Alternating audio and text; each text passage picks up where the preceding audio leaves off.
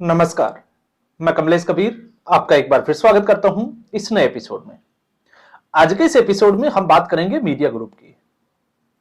जब से अर्नब गोस्वामी ने अपने सुर बदले उसके बाद से लगातार सोशल मीडिया पर एक तरीके से हम कहें कि मीडिया के ये सुर बदलने से कुछ लोगों के चेहरे जो है वो खुश हो चुके हैं, तो कुछ लोगों को जो है वो भर भर कर गालियां दी जा रही है। अब पिछले कुछ दिनों से अगर आप देखोगे तो बड़ा एक घटनाक्रम हुआ है। एक तरफ जिसको हम दरबारी मीडिया कहते हैं, दरबारी मीडिया में वो लोग आते हैं जो 2014 से पहले एक तरीके से राजनीतिक सांठगांठ से अपनी रोटियां सेकते थे। वो जो चाहते थे वो लोग करते थे, यहां तक कि प्रधानमंत्री के साथ में जो है वो विदेश में टूर करना और एक तरीके से हम कह सकते हैं कि सरकारी पैसे के ऊपर मौज मस्ती करना। तो 2014 के बाद से जो बदला, आपको पता ही होगा कि डीडी न्यूज के अलावा दूरदर्शन जो चैनल है उससे इन लोगों को बाइट खरीदने पड़ते हैं, फुटेज खरीदने पड़ते हैं। तो जब से ये बदला उसके बाद से जो 2014 से पहले एक तरीके से बहुत बड़े पत्रकार या जिनका नाम जो है वो बड़े पत्रकारों में गिनती होता था, अचानक से वो नरेंद्र मोदी के खिलाफ हो गए। लगातार वो जिसको हम कहें कि एक फेक नैरेटिव के जरिए लगातार नरेंद्र मोदी को कटघरे में खड़ा करते रहे। वो चीजें लोगों के सामने रखने लगे, वो तथ्य सामने रखने लगे जो एक तरीके से सरकार के खिलाफ हो, और जो सरकार के फेवर में थे उन लोगों ने उसको छुपाने का प्रयास किया। इस लिस्ट में आप देखोगे रवीश कुमार, पुण्य प्रसून वाजपेयी, अभिसार शर्मा, बहुत सारे लोगों की एक फहरिस्त आपको मिल जाएगी। तो व्यक्ति कोई भी हो, सरकार किसी की भी हो, कुछ फैसले जो है वो सही जाते हैं, कुछ गलत जाते हैं। और जो सरकार फैसले लेती है उसका इंटेंशन क्या है, उसका मोटिव क्या है, हम उसके रिजल्ट से जो है वो उसको एक तरीके से हम कहें कि डिकोड करने का प्रयास करते हैं। जैसे 2016 में लिया गया एक फैसला, नोटबंदी का फैसला। तो अब तक जब धुरंधर मूवी आई उससे पहले तक एक वर्ग ऐसा था जिसका यह मानना था कि यह नरेंद्र मोदी का फैसला गलत साबित हुआ।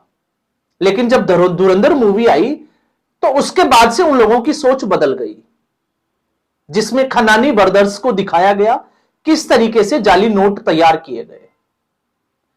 अब इसी कड़ी में आपने देखा, एक वीडियो में हमने पहले भी बात किए थे कि पुण्य प्रसून वाजपेयी को लेकर रवीश कुमार का एक ट्वीट आता है और एक नई बहस छिड़ जाती है। तो पुण्य प्रसून वाजपेयी 2014 से पहले मीडिया जगत का एक जाना पहचाना एक वरिष्ठ जो है वो चेहरा, लेकिन 2013 में अरविंद केजरीवाल के साथ जो एक वीडियो वायरल हुआ जिसमें सांठगांठ की बात चल रही थी, उससे पुण्य प्रसून वाजपेयी पूरी तरीके से एक्सपोज हो गए, लोगों का भरोसा उठ गया। तो अब वही लोग जो है वो पुण्य प्रसून वाजपेयी के साथ जुड़े रह गए जो लोग एंटी बीजेपी हो, या फिर इसको हम कह सकते हैं कि एक खास समुदाय विशेष के लोग हो, जिनको ना भारत से प्यार है, ना जो है वो भारतीय जनता पार्टी से प्यार है, या फिर हम कह सकते हैं कि भारत विरोधी गतिविधियों में वो लोग जो भी शामिल होता है उसके लिए वो खड़े रहने के लिए लगातार तैयार रहते हो। तो इसी कैटेगरी में आप याद करिए एनडीटीवी का जाना माना चेहरा रवीश कुमार। तो रवीश कुमार ने क्या किया, उसने भी तो वही किया, लेकिन लगातार विपक्ष की हार से जब इन लोगों को यह लगने लगा कि विपक्ष जो है वो किसी भी सूरत में वापस सत्ता में नहीं आ सकता, तो कब तक ये सरकार को कोसते रहेंगे। क्योंकि 2014 के बाद इन लोगों का सपना था कि 2019 में भारतीय जनता पार्टी सरकार से बाहर चली जाएगी, सत्ता से बाहर हो जाएगी और इनका राज वापस लौटेगा। फिर उसी उम्मीद के साथ 2024 में आए और 2024 में एक छोटी सी जिसको हम कहें कि एक आशा की किरण दिखी कि कांग्रेस पार्टी की सीटें बढ़ गई और भारतीय जनता पार्टी 272 से नीचे आ गई। लेकिन उसके बाद में जो हुआ, राज्य दर राज्य चुनावों में जो है वो भारतीय जनता पार्टी ने एक तरीके से लैंडस्लाइड विक्ट्री की, जैसे मतदाता जागरूक हो गया हो, या एक जिसको हम कहें कि हिंदू जागरण का समय आ गया हो। तो अब बिहार के चुनाव के बाद इन लोगों को लग गया कि 2029 में भी नरेंद्र मोदी वापस सत्ता में लौटने वाले हैं। तो पुण्य प्रसून वाजपेयी जो पिछले 1.5 साल में कांग्रेस पार्टी के साथ मिलकर, या हम कहें कि जब उनके थंबनेल देखोगे तो बड़े सनसनीखेज तरीके से, और सनसनीखेज तरीके से कम 100-150 बार जो है वो सत्ता परिवर्तन के सपने देख चुके हैं। उसको लेकर रवीश कुमार ने टिप्पणी की, तो ये एक लेफ्ट जिस मीडिया को दरबारी मीडिया कहते हैं, सवाल ये उठता है कि आखिर रवीश कुमार ने अपनी चाल क्यों बदली। तो आप समझ गए होंगे, क्योंकि बात जब विश्वसनीयता की आती है और आप इनके कमेंट बॉक्स में जाकर देखोगे तो आपको पता चलेगा कि कितने लोग जो है वो इनको भर भर कर गालियां देते हैं। लेकिन उससे बड़ा जो सरप्राइज जो लोगों को मिला वो था अर्नब गोस्वामी। एक तरीके से प्रो बीजेपी मीडिया के माने जाते हैं। तो प्रो बीजेपी के मीडिया और प्रधानमंत्री नरेंद्र मोदी उनके साथ जो है वो मंच भी शेयर कर चुके हैं, रिपब्लिकन टीवी जिसको वो चलाते हैं, आर भारत को। तो ऐसी सूरत में अर्नब गोस्वामी के सुर क्यों बदले, इसको लेकर लोग जो है वो सरप्राइज हो गए। लेकिन अगर आप मीडिया को देखोगे तो मीडिया जो है वो ये बता तो रहा है, लेकिन उसका कारण बताने में जो है वो नाकामयाब हुआ है। तो अर्नब गोस्वामी के सुर बदले हैं धुरंधर फिल्म के बाद में। जब ये मूवी आई तो इस मूवी में ऐसा क्या था कि अर्नब गोस्वामी चिढ़ गए। तो उसको समझने के लिए आपको धुरंधर मूवी देखनी पड़ेगी। तो धुरंधर मूवी में जब मुंबई का जो कांड होता है, जब आतंकवादी मुंबई में घुस जाते हैं, वो फायरिंग कर रहे होते हैं, और जब वहां से लाइव रिपोर्टिंग चल रही होती है ताज होटल की, तो उस वक्त जो है वो आपको पता होगा, लाइव रिपोर्टिंग जो है वो देखकर कमांडो की पोजीशन क्या है, क्या सेना एक्शन लेने वाली है, वो सब कुछ लोग जो है वो टीआरपी बढ़ाने के लिए लाइव दिखा रहे थे। और ये इसका दूसरा फैक्ट अगर आप देखोगे तो तथ्य आपको मिलेगा, ऑपरेशन सिंदूर के दौरान सरकार को यह कहना पड़ा कि आप किसी भी कॉन्वॉय का, सेना का अगर कोई कॉन्वॉय जा रहा है तो उसको सोशल मीडिया पर उसका वीडियो बनाकर नहीं डालें, लाइव पोजीशनिंग जो है वो सोशल मीडिया पर नहीं डाले। ये खास तौर से एक तरीके से हम कहें कि हिदायत दी गई थी। क्यों दी गई थी? क्योंकि इसका फायदा जो है वो दुश्मन को होता है, और उस वक्त भी ऐसा ही होता है। तो बरखा दत्त, उसका आप देखोगे कारगिल युद्ध के दौरान भी था और फिर उसके बाद ताज होटल भी। लेकिन इस धुरंधर मूवी में क्या होता है कि सिर्फ और सिर्फ जो आवाज सुनाई देती है वो अर्नब गोस्वामी की आती है, क्योंकि अर्नब गोस्वामी उस वक्त टाइम्स नाउ में होते हैं, रिपोर्टर होते हैं।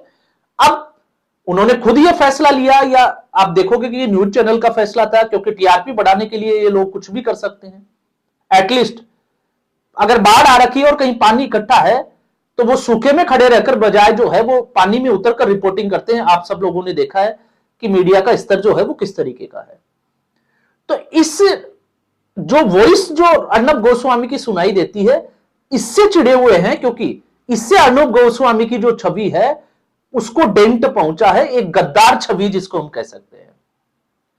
और इस वक्त आर भारत में है तो टाइम्स नाउ को, अब ऐसा भी नहीं है कि टाइम्स नाउ से वो खरीदे गए होंगे, कैसे दिए होंगे वो आपको पता होगा, क्योंकि बिना किसी राइट्स के तो चला नहीं सकते। तो टाइम्स नाउ ने दिया होगा क्योंकि अभी इस वक्त कॉम्पिटिटर है।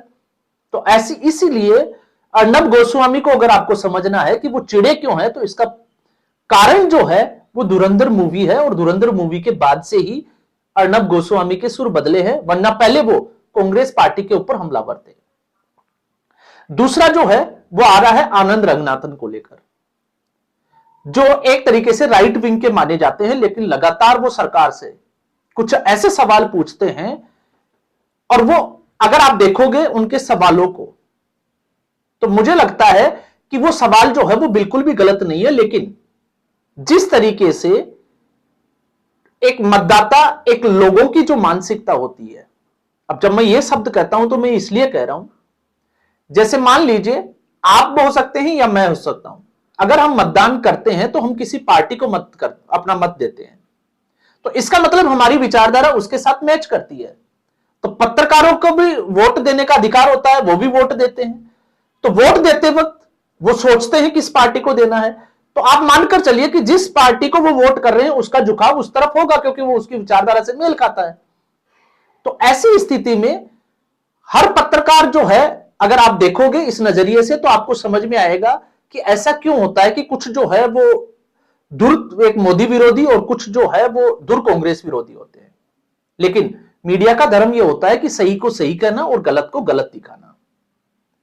अब आनंद रंगनाथन के अगर आप कुछ सवाल है, जैसे कि वो सवाल कई बार जो है वो हम भी उठाते हैं कि पश्चिमी बंगाल में इतनी हिंसा होने के बावजूद क्या केंद्र सरकार को राष्ट्रपति शासन नहीं लगाना चाहिए था, जबकि वहां पर भारतीय जनता पार्टी के कार्यकर्ताओं को, कांग्रेस पार्टी के कार्यकर्ताओं के घर जलाए गए, उनकी हत्याएं कर दी गई, किसी का हाथ काट दिया गया, और उसमें सबसे बड़ा था, आपको पता होगा, साजा शेख का मामला, संदेश खाली का।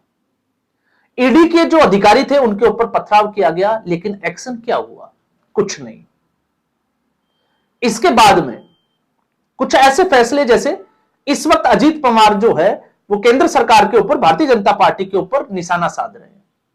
वो वही अजीत पवार जो एक तरीके से जिसके तार भ्रष्टाचार से जुड़े हुए हो, लेकिन राजनीतिक फायदे के लिए भारतीय जनता पार्टी ने अजीत पवार को अपने साथ ले लिया।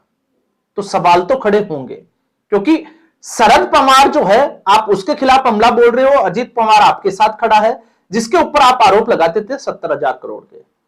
तो सवाल तो जो है वो पूछे जाएंगे। और इसलिए आनंद रंगनाथन को, अर्नब गोस्वामी के इस चैप्टर के बाद में अब जो है वो अगला नंबर आनंद रंगनाथन का है। अब ऐसी सूरत में आप समझ सकते हैं कि इस वक्त जो मीडिया का जो रोल है, उसका जो प्रभाव है वो किस कदर है। तो जिसको जैसा लगा, अब आप देखिए कि जिस तरीके से एक झूठा और फेक नैरेटिव जो है वो चलाया जा रहा है ऑपरेशन सिंदूर को लेकर, भारतीय मीडिया में कुछ, जिसको हम कहें कि अपने आप को बुद्धिजीवी कहने वाले पत्रकारों ने, जो यूट्यूब चैनल चला रहे हैं, उन लोगों ने किस तरीके से एक तरीके से फेक नैरेटिव चलाया इस सरकार के खिलाफ। लेकिन सवाल यह उठता है कि इस सरकार ने उनके ऊपर कितना एक्शन लिया। और जब ऐसा ही करना है अपने व्यूज बढ़ाने के लिए, तो जब इनके ऊपर एक्शन नहीं होता, तो नए जो लोग आते हैं जो यूट्यूब पर इस तरीके का जो है वो सोशल मीडिया पर काम करते हैं, तो फिर उनको लगता है कि इनका कुछ नहीं हुआ तो हमारा भी कुछ नहीं होगा। आप देख लीजिए किसका क्या बिगड़ा। एक 4 PM को कुछ दिनों के लिए जो है उनके यूट्यूब चैनल को सस्पेंड कर दिया गया, वो वापस आ गया, और ठीक वैसा ही एजेंडा जो है वो वापस चल रहा है।